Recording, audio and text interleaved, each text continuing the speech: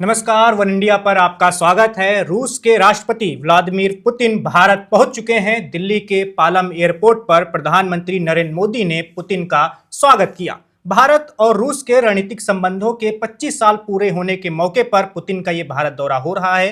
Putin Delhi में करीब 30 घंटे तक रहेंगे। इस दौरान उनकी पीएम मोदी के साथ लंबी बैठक होगी और राष्ट्रपति द्रौपदी मुर्मू से भी मुलाकात होगी। तो इस यात्रा के दौरान पुतिन की भारत और रूस के बीच में कौन कौन से अहम समझौतों पर हस्ताक्षर हो सकते हैं और इसके साथ ही उनकी यात्रा कितनी महत्वपूर्ण है, इस पर आज हम बात करेंगे। हमारे साथ 3 खास मेहमान जुड़ रहे हैं। मेजर जनरल राजन कोचर, इसके साथ ही प्रोफेसर ए.के. पासा जो विदेशी मामलों के विशेषज्ञ हैं, इसके साथ ही major general retired J K. Bansal ji जुड़ रहे हैं। स्टूडियो में मेरे साथ हैं शिवेंद्र जी। शिवेंद्र जी, भारत पहुंच चुके हैं पुतिन, जैसा कि देख पा रहे हैं विजुअल्स में हम, और पीएम मोदी पालम एयरपोर्ट पर उनका स्वागत करते हुए भी नजर आ रहे हैं।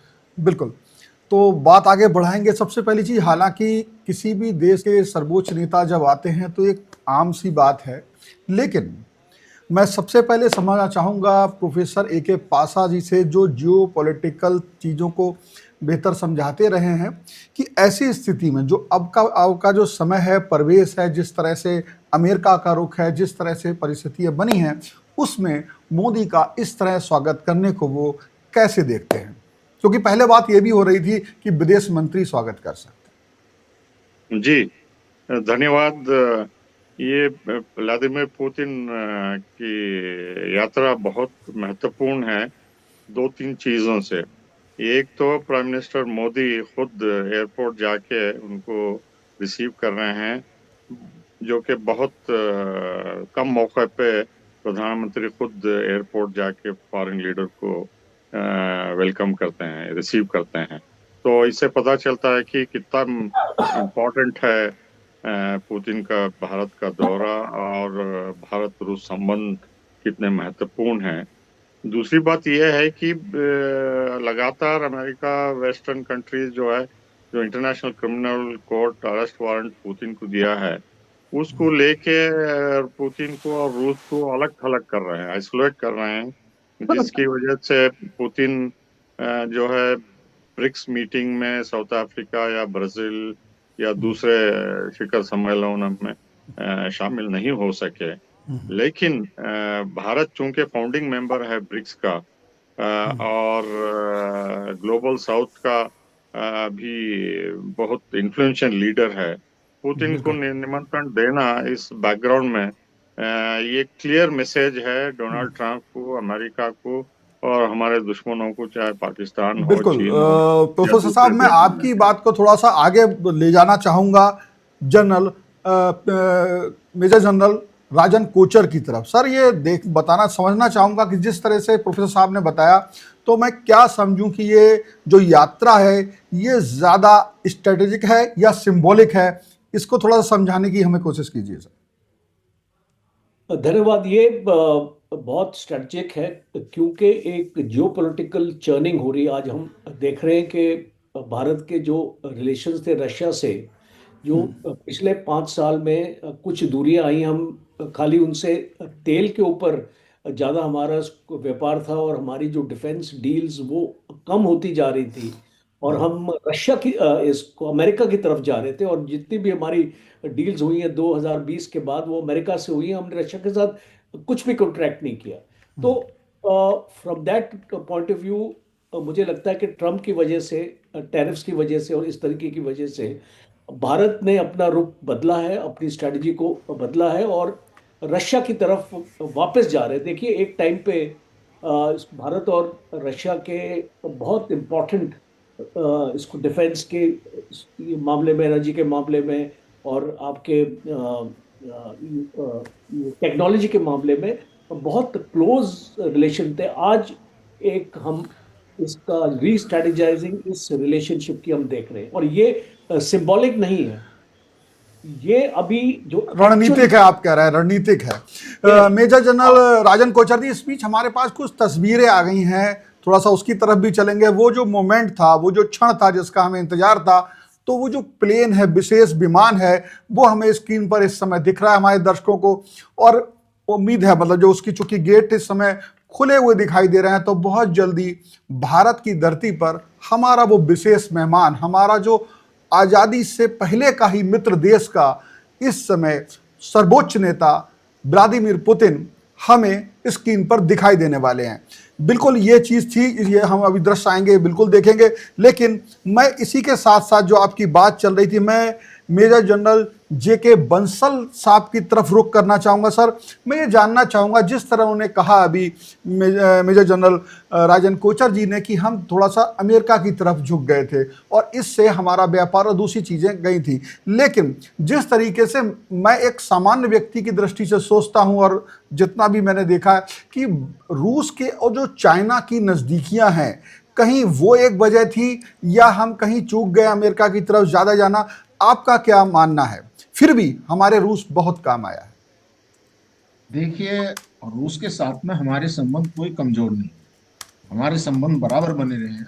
आप देखिए, इस युद्ध के दौरान में हमारे प्राइम मिनिस्टर ने रशिया का 2 बार दौरा किया, जो अभी तक इससे और 3-4 बार उनसे मुलाकात हो चुकी है। तो रशिया के साथ में हमारे रिलेशंस पूरे हैं और किसी तरह के दबाव में हम अमेरिका के नहीं आए हैं। और हमारे प्राइम मिनिस्टर ने खुलेआम ये कहा है रशिया में ही जाकर के कि ये युद्ध का समय नहीं है, ये विकास का समय है और कोई भी मामला या कोई भी प्रॉब्लम जो है उसको युद्ध से या बम बारूद गोले से नहीं सुलझाई जा सकती, आपस में बैठ करके बात करी जिससे हो सकती है। इसी तरह से जब वो रशिया गए, साथ में यूक्रेन भी गए, तो एक उनका बड़ा जो है भारत की एक बहुत ही बैलेंसिंग नीति है। ना तो हम रशिया से दूर हुए हैं और ना ही उसमें कोई खास अमेरिका के पास गए हैं। तो अमेरिका के साथ भी हमारी नहीं संबंध है, हमारी दोनों तरफ से संबंध बराबर हैं। तो इस प्रकार से देखते हुए जो जब प्रेसिडेंट पुतिन आए हैं इंडिया में, तो इसका इनके रिलेशन प्राइम मिनिस्टर के साथ बहुत घनिष्ठ हैं, पर्सनल रिलेशंस भी हैं। आपने देखा होगा जब हमारे प्राइम मिनिस्टर वहाँ गए थे तो रशिया के प्रेसिडेंट ने खुद जो है एक कार्ट में उनको घुमाया था, अपने आप ड्राइव करके। इसी प्रकार से जब चाइना में थे तो दोनों लीडर एक कार में बैठे रहे और 45 मिनट बात होती रही। तो ये एक विशेष जो है इनकी दोनों की केमिस्ट्री भी है, वो मिलती है। और जहाँ तक केमिस्ट्री के साथ साथ जब इंटरनेशनल या भारत का इंटरेस्ट की बात आती है, तो तब दूसरी बात होती है। दोनों ही नेताओं में कुछ समानता है, दोनों ही अपने देश के सबसे ऊपर रखते हैं, दोनों ही की एज भी करीब करीब बराबर है। उनकी 73 है, हमारे प्राइम मिनिस्टर की 75 है। तो इस प्रकार से देखते हुए जो है हम एक बैलेंस बनाकर चल रहे हैं। बल्कि देखा जाए तो जब हमारे ऊपर काफी प्रेशर पड़ा कि हम तेल ना खरीदें, हम तेल खरीदते रहे, तो हम रशिया की तरफ से कभी विमुख नहीं हुए हैं। और हम जो है अमेरिका की तरफ से भी बराबर पे चल रहे हैं। अभी भी किसी भी प्रकार के, हालांकि 25% जो है टैरिफ बढ़ा दिया अमेरिका ने, उसके बावजूद भी भारत से जो है तेल खरीदता रहा है। तो शुरू से हालांकि कुछ बातें ऐसी हुई हैं, जहां तक वेपन का सवाल है, वेपन हमने कोई कमी नहीं छोड़ी। कमी इसलिए नहीं छोड़ी कि हमने 5 जो है S-400 का जो ऑर्डर दिया था उसमें से सिर्फ 3 सप्लाई हुए हैं, 2 अभी भी सप्लाई होनी बाकी है। कुछ चैलेंजेस हैं, कोई प्रॉब्लम है इंटरनेशनल सैंक्शन की वजह से, जो अपना युद्ध में फंसे होने की, कि वो सप्लाई पूरी नहीं कर पा रहे हैं जो रशिया आप ये है। सुन पा रहे हैं? इस तरह से ये हुआ है। नहीं तो हमारा कोई उनकी तरफ से दूरी नहीं बढ़ी है। और टेक्नोलॉजी ट्रांसफर है, SU-57 की बात हो रही है, S-500 की बात हो रही है, तो सब बातें चल रही हैं, बराबर में चलती बंसल सर, रहेंगी। आप मुझे सुन पा रहे हैं क्या? जी, आप हाँ। सुन पा रहे हैं? हाँ, मैं इसी में थोड़ा सा पूछता हूं कि जिस तरीके से हम, आपकी जो पूरी बात थी वही थी कि किसी गुट में हम नहीं हैं, हमारे सबके संबंध को लेके चलना है, गुट निरपेक्ष की हम जिस तरह से बात करते आए हैं उसमें। लेकिन अमेरिका का जिस तरह दबाव रहा रूस से, जो आपने बताया तेल को लेकर के, आज ये जो दौरा है इसमें तमाम ऐसे व्यापारिक समझौते होंगे, क्योंकि ये भी कहा गया ना कि हमने तेल खरीद करके, ऑयल खरीद करके रूस को अर्थव्यवस्था मजबूत की है, जिससे वो यूक्रेन को युद्ध में इस्तेमाल कर रहा है।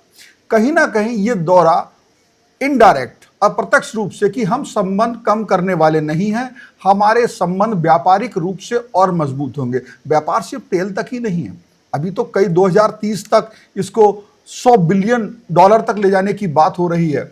और तमाम रूबल, रुपए, इन सबको देख करके आप क्या मानते हैं कि ये मतलब जो हमने कहा कि रणनीतिक के साथ साथ हम इसको अलग अलग ना कहें, सिंबॉलिक भी है कि भाई हम करने वाले हैं, हम किसी के दबाव में आने वाले नहीं हैं, और तो राष्ट्र समझौते भी होंगे? सर, देखिए, इस बात को जो एक दिमित्री पेस्को जो प्रवक्ता हैं रशिया के, उन्होंने कहा कि भारत एक सोवरेन कंट्री है और उसको मेंटेन करता है, तो हम एक सोवरेन कंट्री है, हम जो है बराबर रिलेशन बनाते जा रहे हैं। अभी जैसे हमने जो एक रेसिप्रोकल एक्सचेंज ऑफ लॉजिस्टिक्स जो सपोर्ट का हमने साइन किया हुआ है रशिया के साथ, इसी प्रकार से लॉजिस्टिक एक्सचेंज और मेमोरेंडम ऑफ एग्रीमेंट हमने अमेरिका के साथ भी किया हुआ है, जिसमें कि ऑस्ट्रेलिया के साथ भी किया हुआ। ये क्या होता है, थोड़ा सा दर्शकों को समझाएं कि हमने अमेरिका को किया, ऑस्ट्रेलिया को किया, इससे फायदा क्या होता है? फायदा ये होता है कि लॉजिस्टिक सपोर्ट का जो इस्तेमाल है दोनों कंट्री कर सकते हैं, स्पेसिफिकली डिफेंस के क्षेत्र में। जैसे डिफेंस में एयर बेस हैं रशिया के, उनको भारत यूज कर सकता है, वहाँ स्पेयर पार्ट, फ्यूल, राशन वगैरह जो है वो उनके इस्तेमाल कर सकता है। और अगर कोई वहाँ का नेवल बेस है वो भी उनको इस्तेमाल कर सकते हैं। इसी प्रकार से रशिया भी हमारा तो ये बड़ा एक मेंटेनेंस के लिए और कोई किसी तरह का कोई ऑपरेशन है या कोई वो एक हो जाता है। और रशिया जो है वो बहुत इंपॉर्टेंस दे रहा है इंडिया को, इसलिए चाइना को अब वो जूनियर पार्टनर नहीं बनना चाहता। अभी आप देखिए जो आर्कटिक है वहां पर जो नॉर्दर्न सी रूट है उसमें भारत को सम्मिलित किया जा रहा है, और भारत के साथ में एक ऑपरेशन और एक जो है अग्रीमेंट है, जिसके साथ में वो जो भारत आइस ब्रेकर हैं वो भारत बनवा रहा है जी जी। रूस के साथ में, जो बिल्कुल।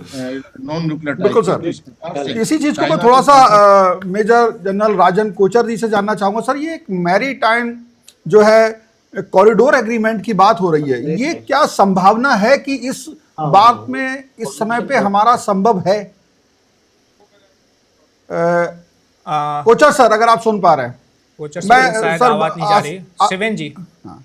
शिवेन जी, पुतिन भारत में पहुंच चुके हैं और वो अपने विमान से उतरते हुए भी आपको स्क्रीन पर दिखेंगे। बिल्कुल, और आपको दिख भी रहे हैं। दिख रहा है अभी, आप रूस सबको के रोक रहा है इस समय। बिल्कुल। राष्ट्रपति व्लादिमीर पुतिन 10वीं बार भारत पहुंचे हैं और प्रधानमंत्री नरेंद्र मोदी पालम एयरपोर्ट पर उनका स्वागत करने के लिए मौजूद हैं। बता दें कि पुतिन अब तक 9 बार भारत आ चुके हैं। सबसे पहला उनका भारत का दौरा हुआ था 2000 में, जब वो रूस का राष्ट्रपति चुनाव जीतने के बाद पहली विदेश यात्रा वो आए थे। और इसके बाद फिर ये बिल्कुल, अब मोदी देखिए पीएम गले मोदी मिले से हैं इस समय। उनकी मुलाकात हो रही है। पूरी गर्मजोशी के साथ स्वागत किया जा रहा है पुतिन का भारत में, भारत की धरती पर। बता दें कि 2002 में भी पुतिन आए थे, इसके बाद 2004 में, 2007 में, 2012 और प्रधानमंत्री नरेंद्र मोदी का कार्यकाल जब से शुरू होता है यानी 2014 से, उसके बाद वो दिसंबर 2014 में आते हैं, अक्टूबर 2016 में आते हैं भारत, अक्टूबर 2018 में आते हैं और आखिरी बार उनका भारत का दौरा हुआ था दिसंबर 2021 में। इसके बाद रूस और यूक्रेन का युद्ध शुरू हो जाता है और उसके बाद पुतिन पहली बार भारत के दौरे पर आए हैं। आप स्क्रीन पर देख पा रहे हैं कैसे पीएम मोदी ने उनका स्वागत किया और अब दोनों अपनी गाड़ी की तरफ आगे बढ़ रहे हैं। बिल्कुल। मैं मेजर राजन कोचर जी, मैं आपसे, मेजर जनरल राजन कोचर जी, मैं आपसे जानना चाहूंगा, जिस तरह से क्या होता है, हाथ मिलाना होता है और ये मोदी आमतौर पे गले लगते हैं, क्या इसको समझते, किस तरह देखते हैं विदेशी जो राजनयिक है या उनके राष्ट्राध्यक्ष हैं? मेजर जनरल राजन कोचर जी, अगर आप बात सुन पा रहे हैं। शिवेन जी, हम कुछ जानकारी और अपने दर्शकों को बता देते हैं। प्रधानमंत्री मोदी ऐसा नहीं है कि सभी नेताओं का स्वागत करने के लिए एयरपोर्ट पर पहुंचते हैं। अब तक वो 6 नेताओं को एयरपोर्ट पर रिसीव कर चुके हैं। सबसे पहले 25 जनवरी 2015 को वो एयरपोर्ट पहुंचे थे। इसी एयरपोर्ट पर अमेरिकी राष्ट्रपति बराक ओबामा का स्वागत करने के लिए। इसके बाद 7 अप्रैल 2017 को बांग्लादेश की प्रधानमंत्री शेख हसीना जब भारत के दौरे पर आई थी तब भी वो एयरपोर्ट पर पहुंचे थे। फिर 13 सितंबर 2017 को जापान के पीएम शिंजो आबे, जो अब इस दुनिया में नहीं है, वो जब भारत के दौरे पर आए थे तब भी प्रधानमंत्री पालम एयरपोर्ट पहुंचे थे। फिर 24 फरवरी 2020 को अमेरिका के राष्ट्रपति डोनाल्ड ट्रंप का दौरा हुआ था, तब भी पीएम मोदी पहुंचे थे एयरपोर्ट पर उनको रिसीव करने के लिए। इसके बाद 9 जनवरी 2024 को यूएई के प्रेसिडेंट शेख मोहम्मद बिन जायद अल नाहयान का जब दौरा हुआ था तब भी पीएम मोदी ने उनको एयरपोर्ट पर जाकर रिसीव किया था। इसके बाद 17 फरवरी 2025 को कतर के अमीर जब आए थे तब भी पीएम मोदी उनका स्वागत करने के लिए एयरपोर्ट पहुंचे थे। और अब भी प्रधानमंत्री नरेंद्र मोदी एयरपोर्ट पर पहुंचे हैं रूसी राष्ट्रपति का स्वागत करने के लिए। सर, मैं फिर आता हूं मेजर जनरल राजन कोचर की तरफ। सर, आप ये बताइए कि जिस तरह भी बताया जा रहा है कि अब कुछ समय बाद एक प्राइवेट भोजन होगा, डिनर होगा, इस तरह का जो प्राइवेट ये हो, इस तरह के नेताओं में किस तरह की बातें होती हैं, किस तरह की बातें हालांकि पूरा जो और उनके सभी कल भी होगा कार्यक्रम, लेकिन ये प्राइवेट डिनर के पीछे क्या खास हम समझ सकते हैं? सामान्य सी बात है या इसमें इस स्तर पे बड़े नेता भारत के लिए कुछ अलग भी हमको संभावना है, उम्मीद कर सकते हैं? हाँ जी, देखिए मैं इस गवर्नर का एडीसी रह चुका हूँ, तो हमने भी इस टाइप के जो इस मीटिंग्स होती हैं, इसको सेरेमोनियल डिनर्स होते हैं, उसको ऑर्गेनाइज किया है। बेसिक मकसद इसका ये होता है कि एक प्रोटोकॉल एक प्रोटोकॉल के हिसाब से एक आपका एक फर्ज बनता है कि आप जो भी आपका गेस्ट आ रहा है बाहर वाली कंट्री से, आप उसको होस्ट करें एक डिनर के लिए। और वो डिनर जो आपकी कम्युनिकेशन है, बिकॉज कई बार आई थिंक पुतिन और ये उनके बीच में इंटरप्रेटर्स का भी इस्तेमाल होता है, तो उसको उस टाइप का भी जो आपकी एक फैसिलिटी इसको वहाँ पे एक्चुअली दी जाती है कि जहाँ पे पुतिन बैठे होंगे या इसको मोदी जी बैठे होंगे, उनके पीछे इंटरप्रेटर्स भी होते हैं, जब अगर दोनों लीडर्स को ऐसा लगता है कि उसकी ज़रूरत है। दूसरा इम्पॉर्टेंट एस्पेक्ट ये होता है कि एक आइस ब्रेकिंग हम जिसको बोलते हैं ना, कि आपस में बैठ के इनफॉर्मल कॉन्वर्सेशन। अब इसको डिनर्स में कोई ऑफिशियल मुद्दे ये जो प्राइवेट डिनर शब्द इसीलिए इस्तेमाल किया गया है। हाँ, बिल्कुल। तो ये ऑफिशियल मुद्दे इसको यहाँ पे डिस्कस नहीं होंगे। वो आपकी जो next day meeting I think 11:30 बजे हैदराबाद हाउस में जो टाइम अपना दे रखा है उस मीटिंग का, वो आपके हैदराबाद हाउस में होंगे। उसके बाद एक जॉइंट स्टेटमेंट भी आपकी जो होनी है 2 घंटे के बाद, ये जो प्रोग्राम जो मैं पढ़ रहा था। और तो फिर उसके बाद एक इम्पॉर्टेंट खबर ये है कि रशिया अपना एक इंटरनेशनल टीवी चैनल इंडिया में खोल रहा है। तो वो उसके अभी उद्घाटन होना है इसको मौर्य आईटीसी में। तो इसको जो टाइप की जो चीज़ें डिनर में बस आपकी कैजुअल इस कॉन्वर्सेशन होगी।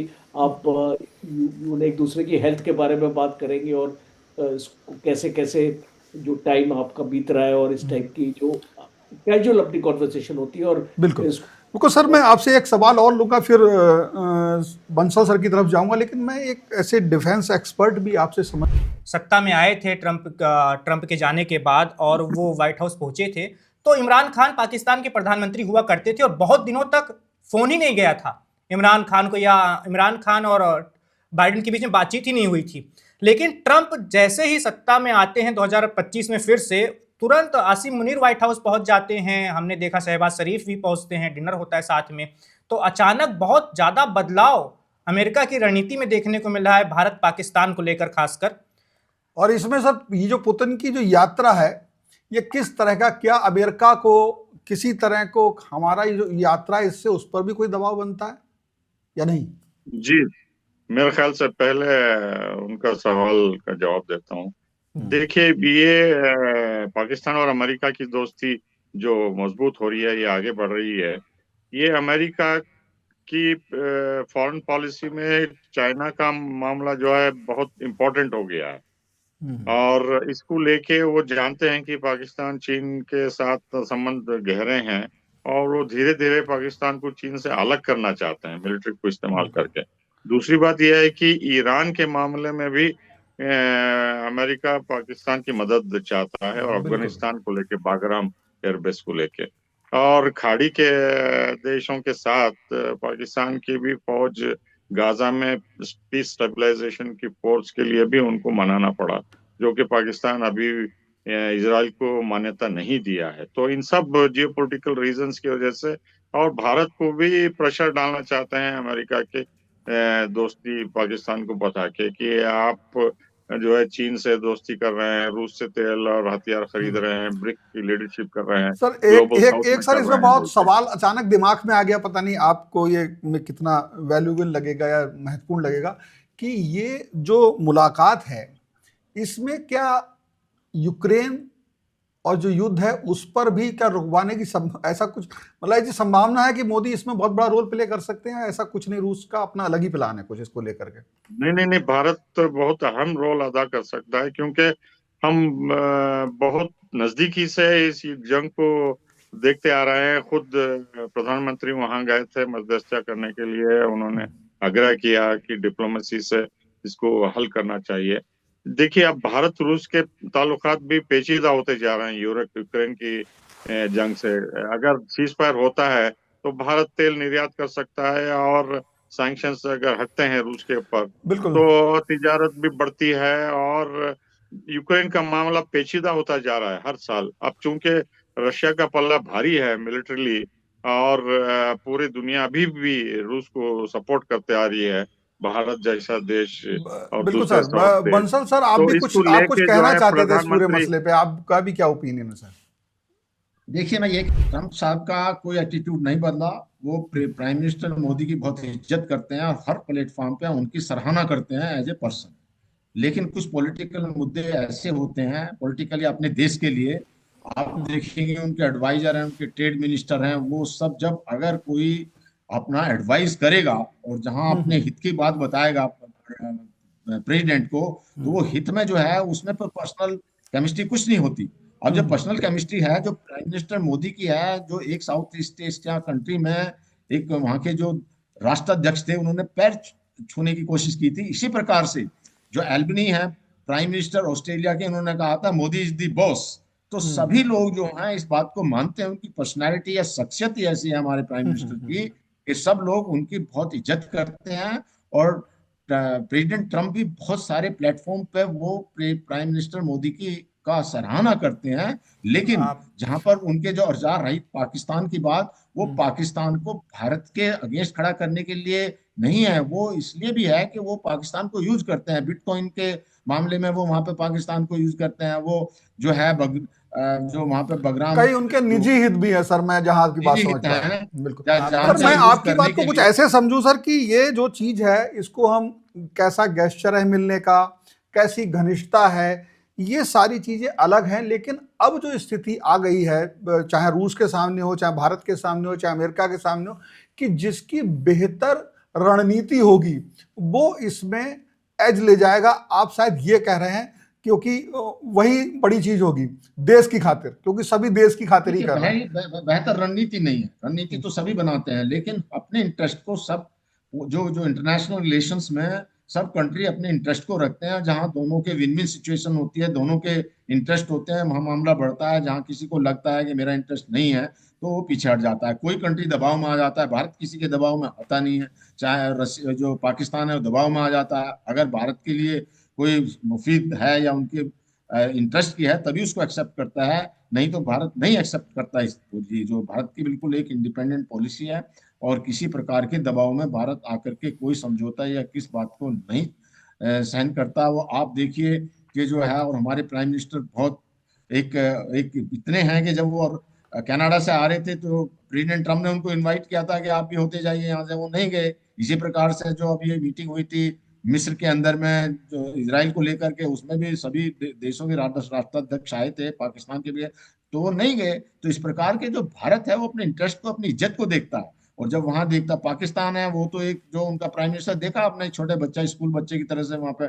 खड़ा हुआ था। जब मिस्र में बात हुई, उसने कहा कि आप क्या कहना चाहते हैं, और जो प्रेसिडेंट ट्रम्प की बोली बोलते थे वो कि जी हाँ उन्होंने तो सर, मैं जी कहा। राजनीतिक गलियारों में एक और भी बात सवाल ही कर लेता हूं आपसे, बात होती है चूंकि देश ही सुन रहा है, देश ही देखता है हम सबकी बातें और समझता है कि क्या ये दो नेताओं की अब ईगो, मतलब जो वो कहते हैं तमाम लोग कि उसकी ट्रम्प की अपनी ईगो है और मोदी जी उसको नहीं मान नहीं रहे हैं, ये सब टकराव की वजह से ये सब तनाव आ गया है भारत और अमेरिका में, नहीं ऐसा नहीं, कुछ ईगो कहा ईगो सकता है? ये राजनीतिक ईगो बात है, की, मेरी बात नहीं है सर। हाँ नहीं, ईगो किसी में भी नहीं है, ना प्राइम मिनिस्टर मोदी में है ना प्रेसिडेंट ट्रम्प में है।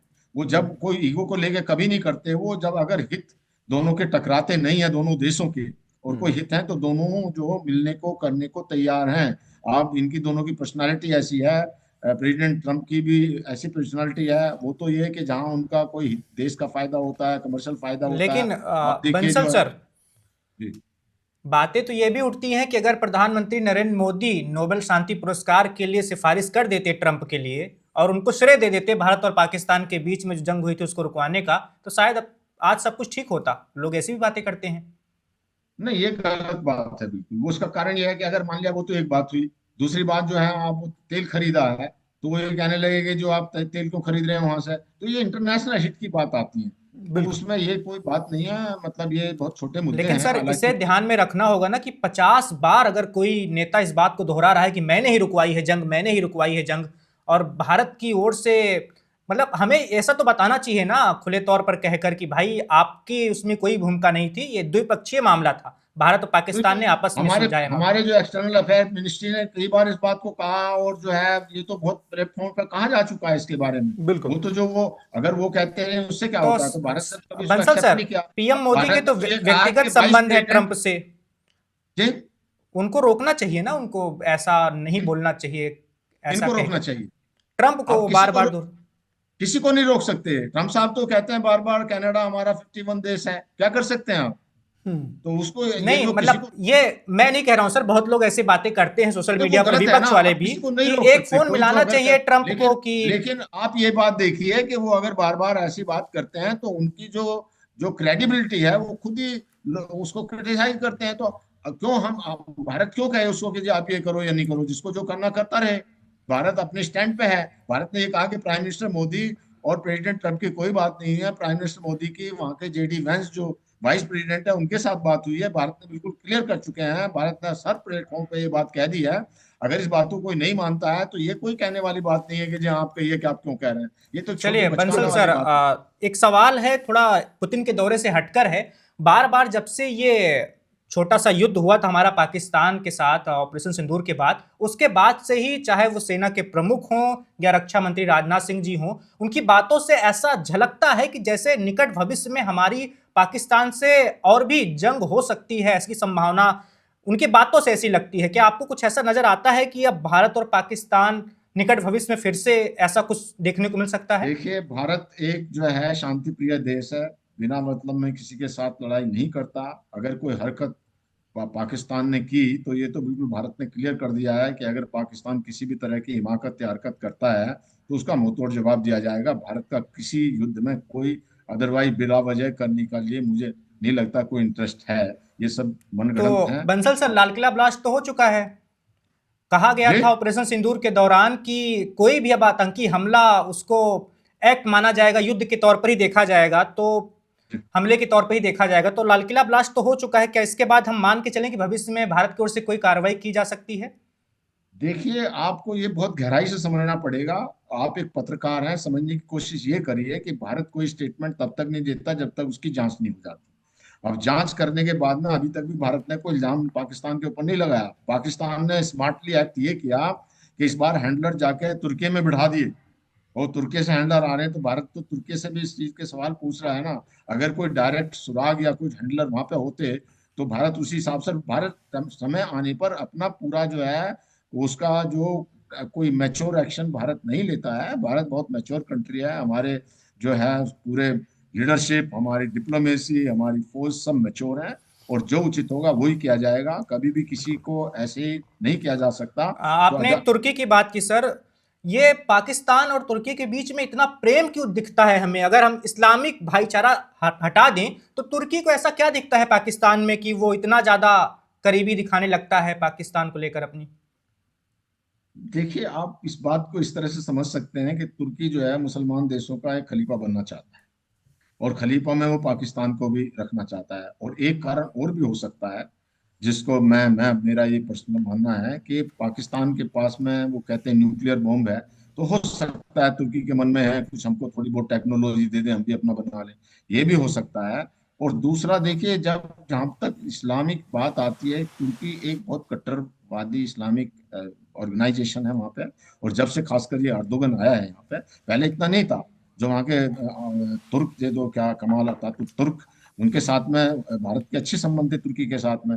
ये तो जो एक इंडिविजुअल की वजह से हुआ है, तो इंडिविजुअल जब कोई आता है और इस प्रकार के एक्शन या कट्टरता के मामले में फंस जाता है तो उसमें बिल्कुल। कुछ नहीं किया जा सकता। और वो पाकिस्तान के साथ में इसलिए नहीं, तो भारत देखिए आप, जब तुर्की के अंदर में वो आया था, जो वहां पे अर्थक्वेक आया था, भारत ने अपनी सेना, हमने अपनी आर्मी की एक मेडिकल यूनिट भेजी थी जिसकी वहां पे उनकी बहुत सराहना हुई, लोग इमोशनल हो गए, भावभीनी वहां की उन्होंने विदाई दी, और बहुत आंखों में आंसू थे तुर्कियों के, तुर्की लोगों के, जितनी हमने सेवा की। इसी प्रकार से जैसे कोई प्रॉब्लम आती है भारत सबका ख्याल रखता है, अफगानिस्तान का बिल्कुल ख्याल सर, हम किया। तो हालांकि सबका ख्याल रखते हुए श्रीलंका से भी हमने पाकिस्तानियों को बचा लिया इस हालात में, ये तो हमारी संस्कृति है। लेकिन सर मैं थोड़ा सा फिर वापस पुतिन की इस विजिट की तरफ आता हूं और प्रोफेसर पासा सर की तरफ चलता हूं। सर आपसे मैं ये जानना चाहूंगा, थोड़ा सा मैं व्यापारिक नज़रिए से भी समझ लूं कि इसमें कई चीज़ें, कई भारतीय कंपनियों को जो रूस के जो फार ईस्ट है, सुदूर पूर्व में, वहां पर जिस तरह की माइनिंग लैंड लीज की बात हो रही है, क्या वो हमारे लिए बहुत बड़ा इकोनॉमिक अर्थव्यवस्था में मजबूती की राह दिखा सकता है अगर यहाँ पर फाइनल होता है? क्या जो ये दूसरे मैरीटाइम कॉरिडोर की बात हो रही है, क्या ये रास्ता हमारा वहाँ से जो शिपिंग है उसमें समय कम कर सकता है? ये भी बहुत बड़ी बात इसमें संभव है। क्या ये हमें इस तरह की चीज़ों से जो है लॉजिस्टिक्स लेयर जो है उसको लेके, मिलिट्री लॉजिस्टिक लेयर, उसमें भी फायदा कर सकता है? क्या ये चीज़ें हैं सर?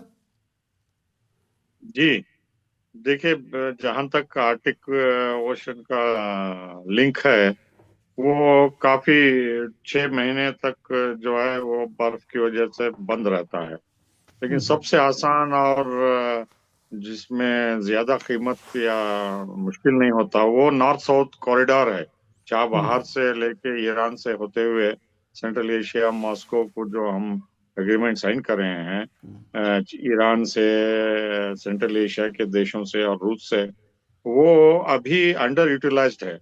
हम पूरा उसका इस्तेमाल नहीं कर रहे हैं जिस तरीके से हमें करना चाहिए, सैंक्शंस की वजह से बेसिकली, क्योंकि ईरान भी सैंक्शन से जूझ रहा है अमेरिका के, और रूस भी सैंक्शंस, कड़े सैंक्शन से जूझ रहा है।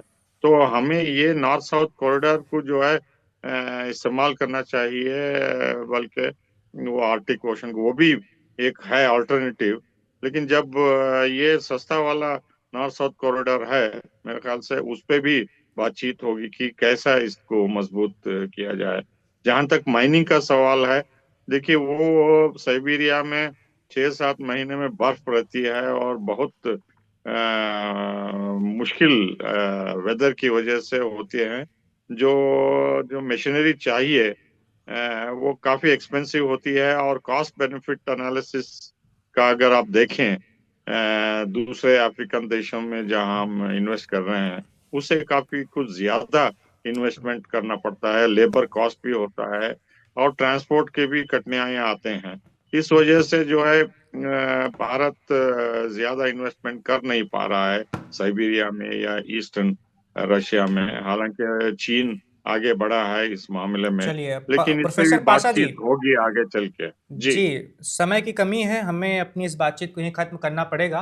आप सभी का बहुत बहुत धन्यवाद वन इंडिया पर जुड़ने के लिए। तो रूस के राष्ट्रपति व्लादिमीर पुतिन इस वक्त नई दिल्ली में है, पीएम मोदी से उनकी लंबी बैठक होने वाली है और इस दौरान रूस और भारत के बीच में कई अहम समझौतों पर हस्ताक्षर भी तो होगा। कल का दिन बहुत महत्वपूर्ण रहने जी वाला बिल्कुल, है। कल का दिन बहुत महत्वपूर्ण है जब पुतिन राष्ट्रपति भवन में दिखाई देंगे राष्ट्रपति द्रौपदी मुर्मू के साथ। तो जो भी नई अपडेट आएगी इस पुतिन की इस यात्रा को लेकर, हम आपके बीच उसे लेकर हाजिर हो जाएंगे। बहरहाल के लिए हमें इजाजत दीजिए। बहुत बहुत धन्यवाद वन इंडिया पर जुड़ने के लिए। आप देखते रहिए वन इंडिया।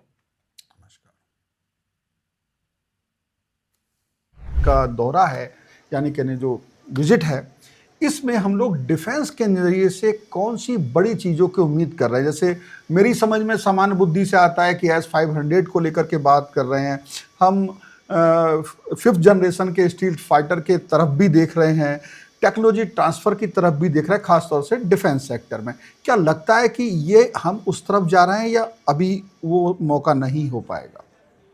ये आपकी जो असेसमेंट है, मैं इसको सेकंड करता हूँ, बिकॉज जो मेरी बातचीत हो रही है, और रशिया इंटरनेशनल टीवी पे भी परसों मेरा एक इंटरव्यू था, तो जी। जो मैं एक्चुअली समझ सकता हूँ, जो अभी सेंटिमेंट जो सामने आ रहे हैं और जो एजेंडा पॉइंट्स भी जो निकल रहे हैं, खास तौर पे Su-57 का उसमें जिक्र है 2 से 3 स्क्वाड्रन का, और वो इसलिए है क्योंकि जेट इंजन हमको वो टाइम पे नहीं मिल पाएंगे कि हम अपने तेजास मार्क 1 अल्फा को उसको तैयार अपने कर पाएंगे। एक अभी वॉइड है, 29 स्क्वाड्रन्स पे हम पहुंच गए हैं, 42 स्क्वाड्रन हमको चाहिए। तो ये जी। पक्का ये जो डील है इसको हो सकता है कि इसकी जो आपकी अनाउंसमेंट ना हो पर इसके ऊपर एक सहमति हो। एंड मैं ये इसको फील करता हूँ कि जितनी भी डिफेंस डील्स होती हैं वो नॉर्मली नॉर्मली प्रोटोकॉल मैंने देखा है कि वो ऐसे इसको जॉइंट स्टेटमेंट में अनाउंस नहीं करती, उसको ओपन एंडेड रखा जाता है कि उस पर बातचीत हुई है and it will be progressed, है ना, ऐसे करके एक आपकी स्टेटमेंट आती है। ऐसे करके आती है। बिल्कुल। अब मेजर जनरल जेके बंसल सर की तरफ मैं चलूंगा और एक उनसे पूछना चाहूंगा, क्योंकि बात कही कि कुछ आपूर्ति को लेकर के कही, तो कहीं ना कहीं हमारे साथ एक जो खासतौर से डिफेंस में स्पेयर्स की आपूर्ति को लेकर समस्या सामने आई है पिछले कुछ समय से रूस से, क्या वो भी इस विजिट में उस पर भी बड़ी डिस्कस होने वाली है सर, बंसल सर? देखिए, मैं एक बात यहाँ कहना चाहूंगा कि इस विजिट में इस तरह की कोई बातें नहीं होने वाली। वो इसका कारण ये है कि ये तो ऑलरेडी डिसाइडेड है, अपने एग्रीमेंट हैं, सब कुछ है। वो तो कोई नया एग्रीमेंट हो उसके लिए इस तरह की बातें होती हैं। और बिल्कुल, कोई ऐसा तो है नहीं कि रशिया हमको कोई स्पेयर पार्ट देना नहीं चाहता, वो तो देगा ही। मतलब डिले लेकिन हो रहा है, जो डिले हो रहा वो उनकी अपनी मजबूरियां, आप ये देखिए ना कि उनका जो यूक्रेन वार चल रहा है अभी, तो उनको उनके ऊपर सैंक्शन लगी हुई है। है। दूसरा, बिल्कुल रशिया को अपना डिफेंस प्रोडक्शन बढ़ाना है, उनको हथियार चाहिए, वो पुराने हथियारों को भी इस्तेमाल कर रहे हैं। जैसे मैंने कहा कि हमारे को अभी जो ऑर्डर दिया हुआ था, हमने 5 जो एयर डिफेंस सिस्टम है हमारे S-400, उसमें से उन्होंने 3 दिए हैं, 2 अभी देने हैं। इसी प्रकार से जहां तक Su-57 का है, ये तो ऑफर रशिया ने हमको दिया हुआ बहुत पहले ही। और उस समय जो है अमेरिका ने F-35 का दिया हुआ है। F-35 वो तो देना चाहते हैं, ये तो इनकी बिक्री है, ये तो जो है इनको एक कमर्शियल फायदा है। हर एक इंटरनेशनल फौज को इसमें ऐसा कुछ नहीं है कि हम हमारे लिए कोई मेहरबानी होगी, बल्कि वो कहते हैं कि जो आप लोग, वो भी कहते हैं आप लोग, हालांकि इंडिया को डिसाइड करना है या हमारे जो एक्सपर्ट हैं एयरफोर्स के, वो डिसाइड करेंगे। इस तरह की चीजों में कोई ऐसा डिसीजन दो नेताओं के बीच में नहीं होता। ये तो बिल्कुल कमर्शियल डील है, उसको देखा जाएगा, उसके स्पेसिफिकेशन बनेंगे और जो हमको सूट करेगा वो लेंगे। बिल्कुल हालांकि एक बात है कि ये जो 57 है, इसके अंदर में डबल इंजन है और ये आधी कॉस्ट का है। F-35 का करीब $50 मिलियन का है, जबकि F-35 के $100 मिलियन है। इसी प्रकार से जो रशिया है वो हमको टेक्नोलॉजी ट्रांसफर और जो रिपेयर है वो इंडिया के अंदर में कर सकता है, 50% के लिए तैयार है। तो इन बिल्कुल सब बातों को देखते लिए, लेकिन जब हमारी कोई आपूर्ति नहीं होती तो हमको बाहर जाना पड़ता है, जैसे हम राफेल के लिए गए हैं। और इसी तरह से भारत अभी अपने सारे, we are not keeping all eggs in one basket. हम सब कोशिश कर रहे हैं कि सभी कंट्री से लिया जाए और हमारा अपना मैन्युफैक्चर बढ़ाएं, मेक इन अपना, इंडिया। तो उसकी कुछ संभावना, मतलब जो संयुक्त उत्पादन की जैसे बात करी थे ब्रह्मोस को लेकर के, हमने कहा हमें काफी सफलता मिली है, और भी क्या उसकी भी संभावना देख रहे हैं सर? ब्रह्मोस की नहीं नहीं, ये जो बात हो रही है 57 की स्टील फाइटर की, इसको हाँ, भी क्या बिल्कुल हम? संभावना देख रहे हैं। अभी देखिए, रशिया काफी एमिनेबल है। दूसरा, आप रशिया के ऊपर में सैंक्शन लगे हुए हैं, उनके ऊपर में हमारे यहाँ पे सैंक्शन, तो वो तो चाहेंगे कि हम प्रोड्यूस करें यहाँ पे। और वो बजाय टेक्नोलॉजी ट्रांसफर करने के लिए भी तैयार हैं कि 50% टेक्नोलॉजी ट्रांसफर कर देंगे। तो ये बिल्कुल दोनों कंट्री के हित में है, रशिया के भी हित में है। क्या उनको अभी मैन पावर की और उनकी फाइनेंस की जरूरत है। अभी देखिए, जो हम एक, जैसे मैंने कहा, नॉन न्यूक्लियर आइस ब्रेकर बना रहे हैं आर्कटिक के अंदर में, तो उसमें हमारा एक इन्वेस्टमेंट होगा जो कि रशिया को इस समय फाइनेंस की जरूरत है। और वो चाइना की बजाय इंडिया को प्रिफर करता है, क्योंकि चाइना कहीं उनको अपना जूनियर पार्टनर ना बना ले, तो एक ये इंटरनेशनल ये जो बहुत पॉलिटिक्स महत्वपूर्ण है वो बात है। बहुत बिल्कुल complicated है। बिल्कुल सर, तो मैं चलिए प्रोफेसर पासा सर के पास चलूंगा एक चीज जानने के लिए, बहुत जरूरी, क्योंकि जिस तरह की चीज कही हमने, रूस के सर हम देखते हैं चाइना से भी बहुत अच्छे संबंध है, लेकिन जैसा कि मेजर जनरल बंसल सर ने कहा कि कहीं वो जूनियर पार्टनर ना बना ले।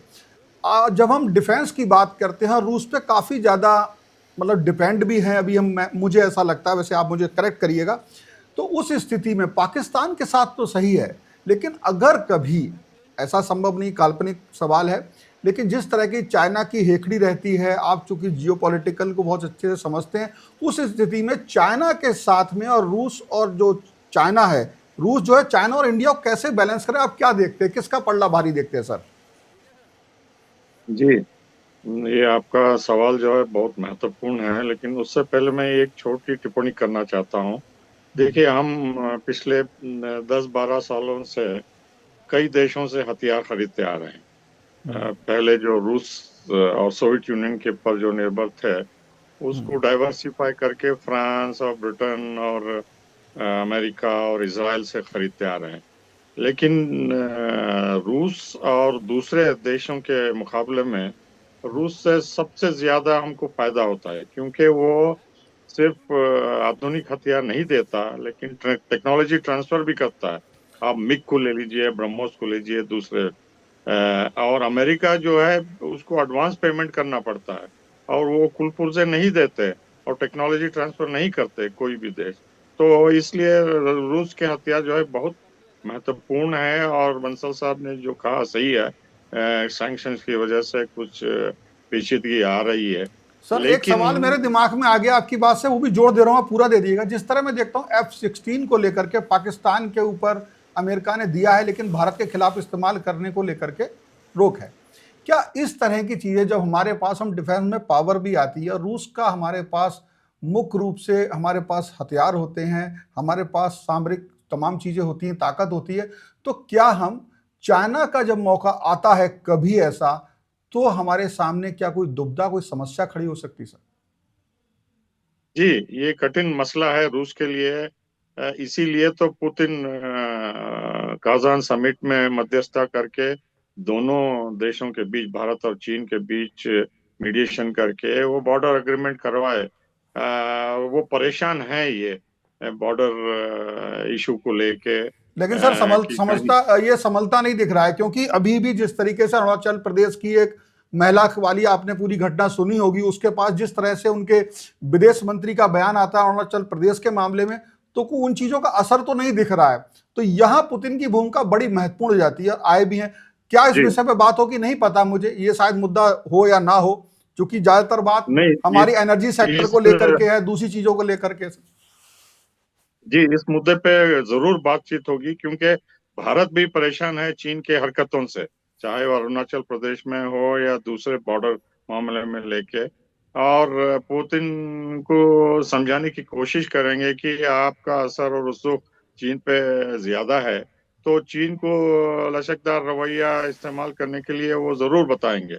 और दूसरी अहम बात यह है कि ये यूक्रेन की जंग जो है खींचती जा रही है, और के असर जो है भारत रूस पे भी पड़ रहे हैं, और इससे काफी मुश्किलात हो रहे हैं, क्योंकि ये तेल का मामला जो है और पेचीदा होगा।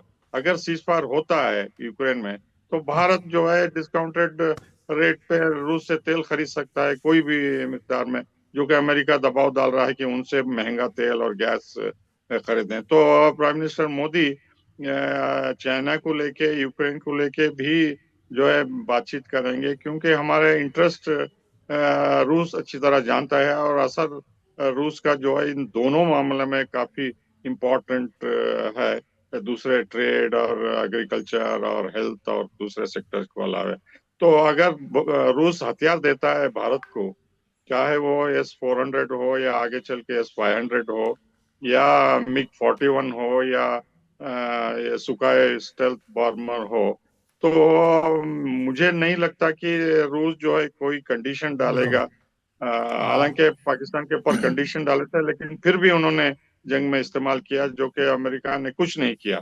हम भी प्रोटेस्ट किए थे, लेकिन जो नॉन नाटो मेजर आले का दर्जा दिया है पाकिस्तान को, वो जानबूझ के दिया है इन्हें भारत के ऊपर दबाव डालने के लिए। और बिल्कुल। पिछले बिल्कुल पाशा, कई सालों से। पाशा जी, प्रोफेसर पाशा जी, हम अभी राजन कोचर सर के पास चलेंगे। सर, पिछली बार जब पुतिन भारत के दौरे पर आए थे 2021 के आखिरी में, और अब जब आ रहे हैं, तो इन 4 सालों में बहुत कुछ बदल चुका है।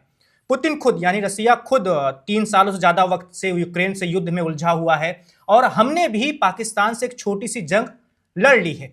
इस जंग के दौरान हमने देखा कि कैसे हमें वैश्विक समुदाय से किस तरह से हमें समर्थन मिला या नहीं मिला, और पाकिस्तान को भी जैसे हमने देखा कि तुर्की जैसे देशों ने खुलकर साथ दिया, और अमेरिका, जिस तरह से अमेरिका में सत्ता का परिवर्तन हुआ और ट्रंप जब दूसरी बार व्हाइट हाउस पहुंचे, तो उनका रुख बिल्कुल बदला सा नजर आया। अब उनका पाकिस्तान प्रेम ज्यादा दिख रहा है।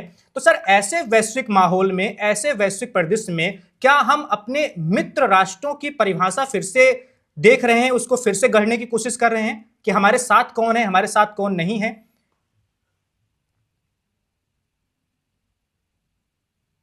राजन सर, आप तक आवाज आ रही है?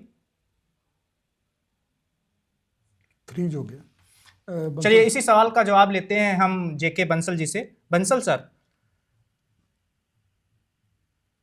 देखिए, इसमें ऐसा कुछ भी नहीं है।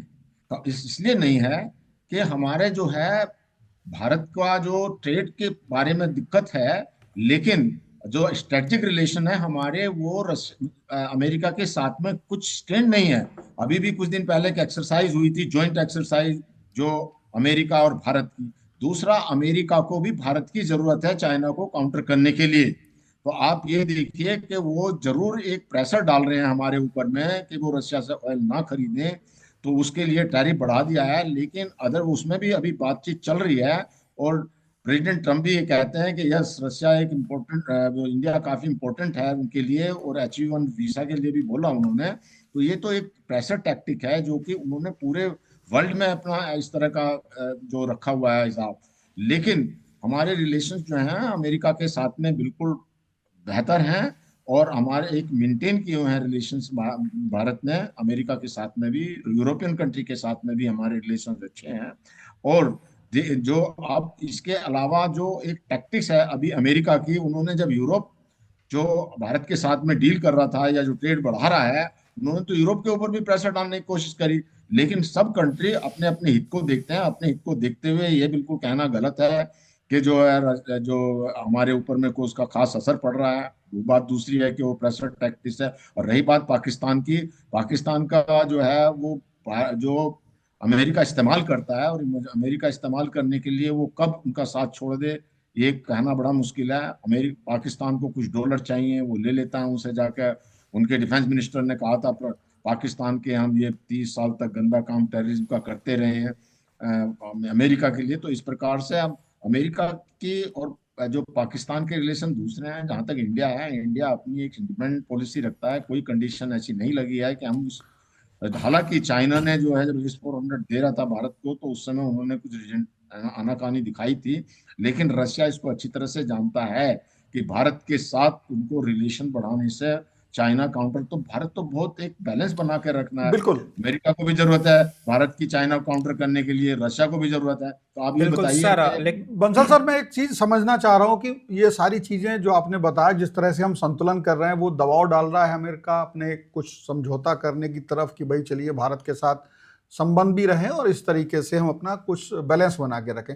भारत की ये जो यात्रा है पुतिन की, भारत भी इस तरह से कुछ देख सकता है। मैं इसको, चूंकि सबसे बड़ी समस्या इसमें एक्सपोर्ट और व्यापार और तमाम चीज़ों को लेकर के है, तो क्या ये जो दौरा है, जो विजिट है पुतिन की, इसमें जिस तरह को व्यापार को लेकर बात हो रही है, एक मैरीटाइम कॉरिडोर एग्रीमेंट की बात भी, क्या उसके होने की कुछ संभावना है? क्या वो इतना सरल है कि जिस तरीके देखिए, से एक बात समझनी पड़ेगी। ये जो एक मीटिंग है, एनुअल मीटिंग होती है, हाँ जो 23rd एनुअल समिट है, और इसमें दोनों देश के कंट्री के जो नेता मिलते हैं, उसमें पुराना प्रोग्रेस को रिव्यू किया जाता है, आगे के संबंधों को बढ़ाया जाता है। अब यहाँ बात समझने की यह है कि जो भारत का और रशिया का व्यापार है करीब $70 बिलियन का है, जिसमें जो भारत सिर्फ एक्सपोर्ट करता है $5 बिलियन, जो एक ट्रेड डेफिसिट बहुत बड़ा है। तो बहुत इंडिया बड़ा है। चाहता है, तो इंडिया चाहता है कि हमारा ट्रेड बढ़े। अब किस किस फील्ड में बढ़ सकता है? फार्मास्यूटिकल में बढ़ सकता है, कपड़ा उद्योग में बढ़ सकता है, कुछ जो है जो जो खाने पीने का सामान है, मैरीटाइम जो प्रोडक्ट्स हैं उनको बढ़ा सकता है, इलेक्ट्रॉनिक्स में कर सकता है। हालांकि इलेक्ट्रॉनिक में जो क्रेडिट है मार्केट, वो चाइना ने किया हुआ है, उससे कम्पीट करना भी एक मुश्किल चीज है। लेकिन भारत चाहता है कि ट्रेड डेफिसिट खत्म हो जाए, जबकि एक जो लक्ष्य रखा गया है कि 2030 तक जो ये ट्रेड जो है वो 70 बिलियन से बढ़ के $100 बिलियन हो जाए। तो इस प्रकार से ऐसा ऐसी कोई जो इस दौरान में कोई ऐसी बाधाएं नहीं है जिनको दूर करना है। उनको तो यह है कि हम जो कर रहे हैं उसको कैसे आगे बढ़ाना है। और जैसे आपने कहा कि ये प्राइवेट डिनर सबके साथ में नहीं होता। ये प्राइवेट डिनर आपने देखा होगा, जब हमारे प्रधानमंत्री गए थे रशिया में, तो उन्होंने अपनी बालकनी में बिठा के, दोनों ही नेता थे वहां पे। नॉर्मली तो कोई फॉर्मल डिनर होता है, जो कि एक डिनर दिया जाएगा जो एक फॉर्मल होगा, वो तो अलग से होता है। इनकी दोनों की इतनी अच्छी केमिस्ट्री है, तो वो रेसिप्रोकल होता है।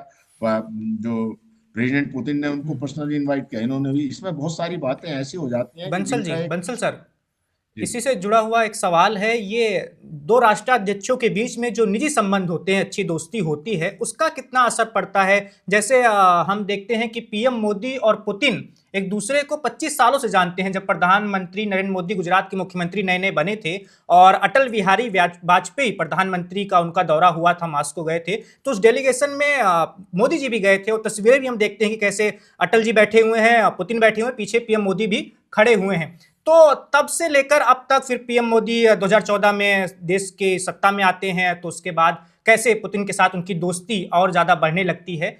तो क्या इसका कुछ असर पड़ता है सर? लेकिन देखिए, यहाँ पर एक बहुत बड़ी बात यह है कि जब हमारे प्राइम मिनिस्टर बने थे तो लोगों का मत ये था कि इनको डिप्लोमेसी में क्या करेंगे या फॉरेन एक्सपेंस। लेकिन प्राइम मिनिस्टर मोदी की एक विशेषता है, ये अपने इतनी सहज तरीके से किसी भी नेता के क्लोज में आ जाते हैं, और जब क्लोज में आ जाते हैं तो वो जो है सरल हो जाता है किसी भी चीज को कम्युनिकेशन करने के लिए, और आत्मविश्वास जो एक दूसरे के ऊपर विश्वास बढ़ता है।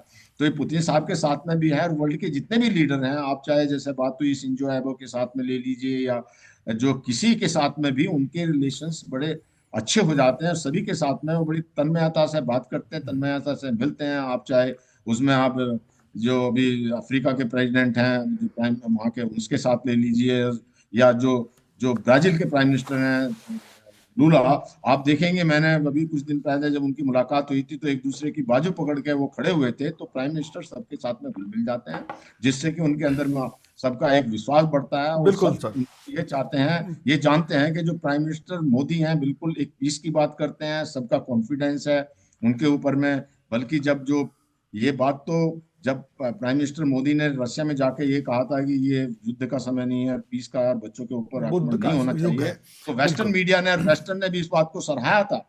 और जो देखा जाए, जब एक रशिया के माइंड में आ रहा था कि वो न्यूक्लियर वेपन का इस्तेमाल कर सकता है, तो उस समय प्राइम मिनिस्टर मोदी का रोल रहा है कि इस तरह से डेस्टिनेट करने के लिए। तो वर्ल्ड में प्राइम मिनिस्टर मोदी की बहुत इज्जत है, और वो इसीलिए है कि वो बड़े सच्चे दिल से सबके साथ में तन्मयता से रहते हैं, बिल्कुल। और अपना सबके बिल्कुल साथ सर। मिलते बंसल हैं। सर, मैं आप ही की इसी बात में से एक बार कोचर सर के पास चलता हूँ, अगर वो वापस आ गए हैं। सुनाई दे रहे हैं सर आपको? मेरी आवाज आ रही है कोचर सर? मुझे लगता है कि अभी कोचर जी नहीं जुड़े तो हुए हैं हमसे। पाशा, प्रोफेसर पाशा हाँ, सर के पासा पास सर चलते के हैं। पास वही सवाल आपका जुड़ा हुआ है। पासा सर, जिस तरीके से बंसल सर ने कहा कि जो नजदीकियां, जो कंधे पर हाथ रखना, जो एक गेस्चर, एक अलग बहुत नजदीक होने वाला जिस तरह का था, तो उस तरह की बातें अभी, हालांकि ये पॉलिटिकल बात है, लेकिन मैं आपसे इसके मायने समझना चाहता हूं। क्योंकि जब 2020 का जो मामला था, जब उस समय जब प्रेसिडेंट अमेरिका के आए थे भारत, तो उससे पहले उनके चुनाव में भी, और जिस तरह से उनसे नजदीकियां थी, और उसके बाद से जिस तरह का उनका रोल रहा है, तो कई बार लोग कहते हैं नजदीकियों के कोई मायने नहीं है। हालांकि मैं पुतिन को अलग देखता हूं इस मामले में। आप कैसे देखते हैं सर? बिल्कुल। पासा सर। इसमें शिवेन जी मैं थोड़ा सा और जोड़ देता हूं यही ट्रंप वाली बात की। पाशा सर, ये मतलब कई बार फायदा होता है, होता होगा भी होगा, अगर दो नेताओं के बीच में अच्छे रिश्ते होते हैं तो उन देशों के बीच में भी ज्यादा मजबूत दोस्ती होती होगी। लेकिन ट्रंप के मामले में तो हम बिल्कुल गलत ही साबित हो गए, एक तरीके से कह ले। पूरा समर्पण दिखाया गया हमारी ओर से, ट्रंप को इतना ज्यादा सम्मान दिया। प्रधानमंत्री खुद अब की बार ट्रंप सरकार बोल गए थे अमेरिका में, जिसको लेकर उनको अपने ही देश में काफी आलोचना झेलनी पड़ी थी। और ट्रंप को तो पूरा समर्पण दिखाते हैं, पूरा सम्मान देते हैं, लेकिन बदले में हम जिस सम्मान की उम्मीद ट्रंप से करते हैं, ट्रंप तो वैसा कुछ इस बार दिखाए नहीं। दूसरी बार जब व्हाइट हाउस पहुंचे तो वो उनका रुख पूरी तरह से बदला बदला नजर आया मेरे ख्याल। जी पासा सर, आपसे है सवाल ये। जी, देखिए, ये डिप्लोमेसी में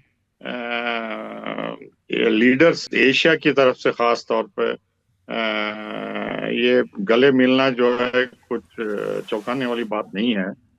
कई लीडर, भारत के लीडर दूसरे लीडरों से गले मिलते थे, और सभी को पता है गले मिलना और नमस्कार करना दो हाथ जोड़ के, ये पद्धति है, कस्टम है भारत का। लेकिन जहां तक वेस्टर्न नहीं, लीडर्स सर, इस हैं, जो सवाल विवेक जी ने किया वो शायद घनिष्ठता दिखाने को लेकर के था, सिर्फ गले मिलने तक नहीं। मतलब काफी घनिष्ठता की हम वहां तक चले गए कि हाउडी मोदी, और वहां पर किस तरह से ये माना गया कि कहीं ना कहीं भारतवंशियों का वोट भी ट्रंप को पड़ गया मोदी की वजह से। ऐसा भी अनुमान लगाया गया, सच है झूठ है पता नहीं, लेकिन ऐसा एक भावना बनी थी सर, उसकी बात हो रही सर। जी जी।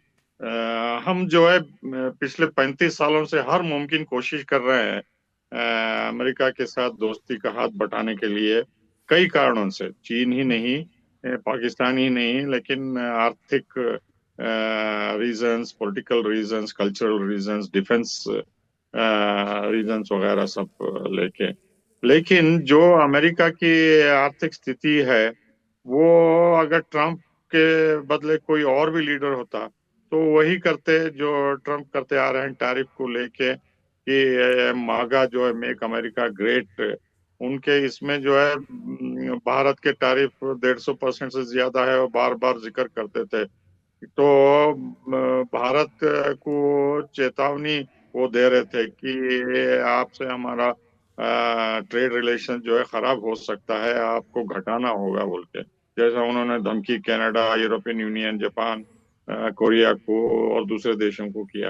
प्रोफेसर पाशा, इसमें लेकिन सर बहुत अच्छे से याद है 2020-21 में। Subscribe to One India and never miss an update. Download the One India app now.